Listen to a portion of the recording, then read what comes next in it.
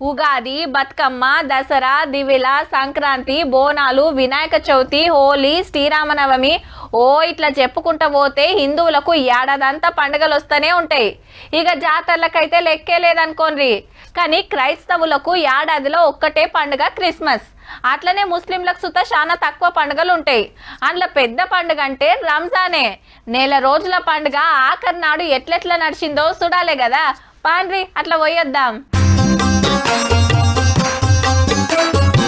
రంజాన్ పండుగ పూట పాత బస్తీ కొత్తగా అగుపడ్డదబ్బా. అందరూ కొత్త బట్టలు కట్టి మక్కా మసీదు మీరాల మీదిక కాడ ప్రార్థనలు చేసి చార్మినార్ కింద అలై బలై ఇచ్చుకుంటుంటే మస్తు సంబరం అనిపించింది. నెల రోజులు పొద్దటి నుంచి రాత్రి దాకా ఒక్క పొద్దులుంటారాయే. మసీదులా పెద్దలు ఖురాన్ చదువుతుంటే ఇంట్రెస్టింగ్ విన్నారు. పేదలకు దాన ధర్మాలు చేస్తూ నడిచింది. సిటీ పెద్ద పోలీస్ సివి ఆనంద్ సారు బుడ్డ పొరలకు చాక్లెట్లు వంచి శుభాకాంక్షలు చెప్పిండ్రు. తెలంగాణ అంతటా మంత్రులు, ఎమ్మెల్యేలు మసీదులు దర్గాల కాడికి పోయి ప్రార్థనలు చేసి అలై బలై తీసుకున్నారు. బిఆర్ఎస్ రామన్న అలీసాబ్ ఇంటికి పోయిండు పండుగ పూట.